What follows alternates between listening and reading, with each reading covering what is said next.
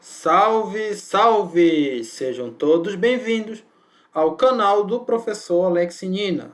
Eu sou administrador e geólogo, especialista, mestre e doutorando em desenvolvimento sustentável. Hoje nós vamos falar do Estado, estrutura e administração.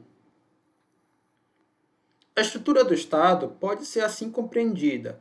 Você tem ali quatro dimensões de estrutura de Estado. A primeira é a política. São os três níveis: União, Estados-membros, municípios e Distrito Federal. E também os três poderes: o Executivo, o Legislativo e o Judiciário. A estrutura física ou geográfica inclui estados, municípios e Distrito Federal. Então qual é a diferença da política? Aqui a gente está falando de poder, tá? Aqui a gente está falando de território. A estrutura administrativa inclui o governo e a administração. Então são os órgãos e as entidades públicas. E a estrutura jurídica, que é o sistema constitucional legal, as leis. Os elementos do Estado moderno são três. Então, para você ter um Estado, você tem que ter povo, território, poder ou soberania. Ou, aqui é ou, tá? Poder, que dá a ideia de que tem que ter os dois. Não. É poder ou soberania. Também pode ser governo, soberano, pode-se usar o termo só governo. Então, são esses três que você precisa ter para ter um Estado. Então, é importante a gente não confundir povo com nação. Povo é agrupamento de pessoas que residem em um determinado território. Nação é mais do que isso, porque não é só pessoas juntas no território, elas têm que ter traços culturais comuns, tradições, idiomas, costumes, religião, ou seja, uma identidade cultural própria. A nação pode existir sem Estado, e pode existir Estado com mais de uma nação, mas não pode existir Estado sem povo. Então a nação ela é dispensável. Você pode ter duas ou uma nação sem Estado, mas sem povo, claro, sem pessoas, não tem Estado, tá? O federalismo brasileiro ele é cooperativo, visto que as divisões de competências ela não é rígida. Então, há competências comuns e concorrentes, e com frequência vê-se atuação conjunta. Às vezes isso resulta até em conflito entre União, Estados, municípios. Você tem, às vezes, conflito entre dois estados. Na área da gestão pública ambiental, que é a que eu mais conheço, isso é comum quando se fala em gestão de recursos hídricos. Às vezes você tem uma bacia hidrográfica que pertence a dois estados, e aí tem conflito pelo recurso hídrico lá daquela bacia. Aconteceu durante a seca de 2014, teve uma disputa política entre o estado de São Paulo e do Rio de Janeiro por conta aí de algumas bacias hidrográficas. Então, ao contrário do federalismo dual, a divisão de competências entre o poder central e os demais entes, ela é rígida. No federalismo dual, perdão. Ao contrário, né, no federalismo dual, que é aquele modelo mais norte-americano, você tem uma divisão rígida entre o poder da União e aí dos estados e municípios, províncias. O Estado Federal apresenta as seguintes características: dupla esfera de governo, você tem federal, estadual e provincial, autonomia dos estados federados, eles são autônomos, não soberanos, participação dos estados na formação da vontade do poder central, poder político e administrativo compartilhado, bicameralismo, com representantes do Estado e do povo. Vocês já se perguntaram por que a gente vota para senador e para deputado federal? Por que é que não existe só um? Qual a diferença de um senador para um deputado federal? O senador, você tem dois por estado. Então, ele é um representante do Estado, tá? Já os deputados, você tem um valor proporcional de número de deputados na Câmara à população do Estado. Então, ele representa o povo. Único adendo aqui é que no estado de São Paulo, por ser a maior população, não é bem a proporção, tá? Se a gente for ver lá a população da Câmara dos Deputados, São Paulo, se fosse mesmo fazer aquela regra de 3, né, para ver quanto é a representatividade, ia dar um número muito grande de deputados no estado de São Paulo. Só que essa é a diferença, tá? Os senadores representam o estado em si e os deputados representam a população daquele estado. Pode haver descentralização política e administrativa. O ordenamento jurídico é subordinado à Constituição Federal. Não há permissão para Estados-membros formarem Estados independentes. Aquilo que a gente falou na aula anterior. Não existe esse direito de secessão, tá? Se o Amapá quiser se separar do Brasil e se juntar com a França, isso não é permitido. A autonomia que a Constituição de 88 garante se resume a 3 tipos especiais. Auto-organização, organiza-se mediante a Constituição e leis próprias. Autogoverno, capacidade de elegerem seus governantes e demais representantes políticos e organizar o jurídico, organizar o judiciário. Isso aqui a gente está falando da autonomia dos estados. Então, o estado ele pode ter suas leis próprias, ele pode eleger seus próprios governantes, você vota para deputado estadual, para o governador do estado. E a auto-administração, organização na prestação de serviços de sua competência, compreendendo as atividades administrativas, tributárias, legislativas necessárias. Então, o estado vai ter lá suas secretarias, seus órgãos próprios, e é o próprio governo do estado, o próprio poder público estadual que vai organizar, como é que está essa estrutura organizacional. Não confundir a autonomia política concedida aos entes da federação com a autonomia administrativa concedida às entidades da administração direta. A gente vai falar em uma outra aula de administração direta e indireta, mas tem essa diferença do ponto de vista político para o ponto de vista administrativo. Do ponto de vista administrativo, as secretarias do Estado, elas não têm autonomia, porque elas são subordinadas ao poder público estatal, né, ao governo do Estado. Os Estados-membros são denominados unidades da federação e podem organizar livremente seus poderes. Então, você pode ter o legislativo, executivo e judiciário em todos os estados.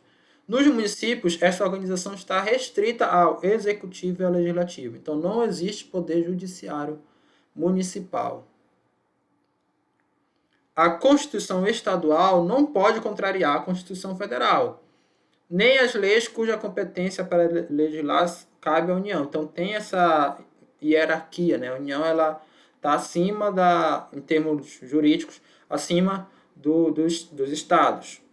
A Lei Orgânica Municipal, que é a principal legislação municipal, deve obedecer tanto à Constituição Federal como à estadual. Então, ela está abaixo das duas.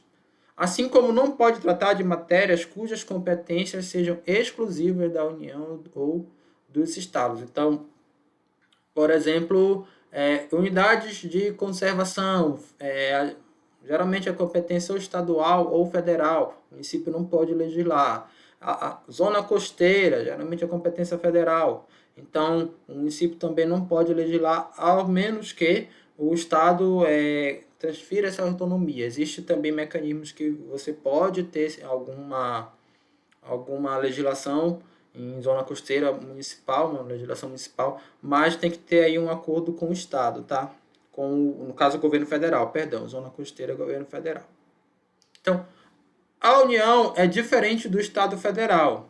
A União é parte integrante do Estado Federal e é pessoa jurídica de direito público interno. Então, tem essa diferença. O Estado, quando a gente fala Estado num nível maior, ele compete aí todos os entes. A União está falando do governo, não é Estado Federal.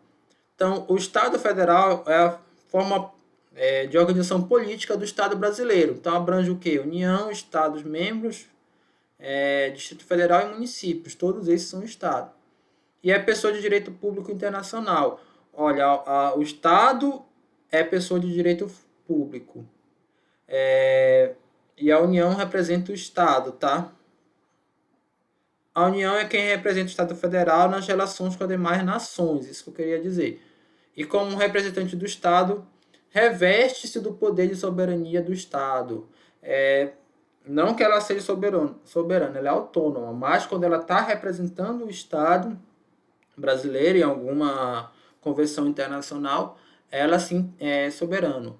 Imagina que você tem as reuniões da COP, né, sobre mudanças climáticas, e aí tem que ir um representante do Estado brasileiro. Vai poder ir algum secretário do Pará, do Amapá, do governo estadual? Não, né? Nem do governo municipal. Vai ter que ir alguém da União, provavelmente alguém ali do Itamaraty, do Ministério do Meio Ambiente, entre outras coisas, Ministério da Economia, se for uma conferência como a de Davos.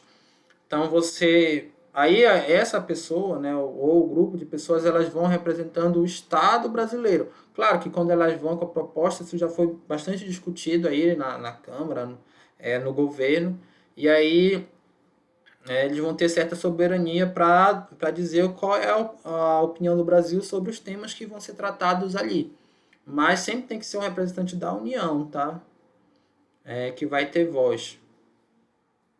O regime político adotado no Brasil é a democracia semidireta. Então, é aquela que o poder do povo é exercido através de representantes eleitos. Então, todo mundo vota. Ao mesmo tempo que é assegurada a participação direta da população em algumas decisões, por meio de plebiscitos, referendo, iniciativa popular.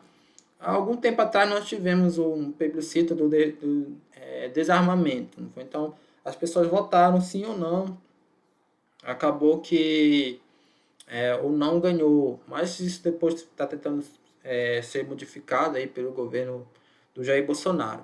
Mas assim, é semi-direta por quê? Porque não é só direta. Aqui, olha, na democracia direta o poder é exercido diretamente pelo povo, que elabora as leis, julga e administra. Na indireta, o povo não participa do poder, apenas elege representantes. Então, exemplo de democracia direta na Grécia Antiga. Todas aquelas pessoas que eram consideradas cidadãos, e aí a gente vê que os escravos da época não eram considerados cidadãos, e as mulheres também pouco participavam da vida da democracia grega, tá bom? Então eram mais os homens mesmos. Mas aqueles que eram considerados cidadãos, eles exerciam o poder de forma direta, tá? Principalmente cidade como Atenas. Isso funcionou. Só que assim, numa cidade com poucos habitantes, é até factível você fazer uma democracia direta. Mas quando a população cresce muito, e você fala de um país com a população do Brasil, 200 milhões de pessoas, fica inviável você ter uma democracia direta. Já a democracia indireta é aquela que a população até vota, até elege seus candidatos, mas não tem esses mecanismos aqui, olha, de plebiscito, referendo, iniciativa popular. Então, que os deputados, os senadores decidirem, está decidido, a iniciativa, o protesto popular não vai funcionar, só mesmo novas eleições para modificar. E aqui, além dessas iniciativas, você tem a pressão popular, né? Funcionou, eu não estou falando que foi certo ou foi errado, tá bom? Mas funcionou lá no governo para derrubada da Dilma. A pressão popular, ela funcionou e foi um dos motivos, ou talvez até o principal, para que ela ter caído. O nosso tipo de Estado é o Estado democrático de direito. Que é isso? O Estado em que se fundamenta, no ordenamento jurídico democrático, com eleições livres e periódicas para a escolha de governo. Então tem que ter isso aqui, olha, tem que ter um ordenamento jurídico que foi feito de forma democrática e essas eleições têm que ser periódicas para a escolha do governo. Isso que é o Estado democrático de direito, tá? Possui elementos que o caracterizam: a soberania popular, o ordenamento jurídico constitucional legal. Essa Constituição ela tem que ser feita de forma democrática, tá bom? Independência entre os poderes, o legislativo, executivo e judiciário, e a existência de direitos e garantias individuais. Então, a síntese aí das denominações do Estado brasileiro e das características dos entes federados. A forma de Estado é federal. O tipo de Estado, Estado democrático de direito. O regime político, democracia semidireta. A forma de governo é a república. E o sistema de governo é o presidencialismo. Então você tem aqui as entidades, olha, o Estado federal ele é soberano, é o todo. É pessoa jurídica de direito internacional. Então ele trata das relações internacionais. Esses outros entes aqui, olha, União, Estados, membros e municípios, eles são autônomos, não soberanos. É a parte, tá? Não é o todo. Pessoa de direito jurídico interno só vale dentro do Brasil, tá? Um CNPJ de um governo do estado do Amapá, ele não vai ter representatividade aí perante a comunidade internacional. Então, está relacionado a relações, outros aspectos, né, que abrangem esses entes. Relações internas, aqui os estados são as unidades da federação e os municípios é um ente federativo. Então, a soberania é conferida ao Estado em virtude dele ser juridicamente ilimitado. A autonomia é a margem da liberdade no qual ali se faz presente. Então, ele é autônomo, os Estados são autônomos para atuar dentro da sua competência, que são estabelecidas na Constituição, como a gente viu na aula anterior. Por exemplo, competência do limite geográfico. A própria União, ela tem suas competências próprias. Por exemplo, não é competência da União elaborar o plano diretor municipal, nem a lei orgânica municipal. Ela pode até dar diretrizes, isso ela faz pelo Estatuto da Cidade, mas para elaborar um plano ali para o município não é competência dela. Então, ela tem autonomia, tá? Agora, quando a gente fala em Estado, não. A gente é o conjunto de competência de todos esses entes, que é o todo, então ela tem soberania. O Estado tem, perdão, soberania. A referência principal dessa aula é o livro do Paludo, Administração Pública.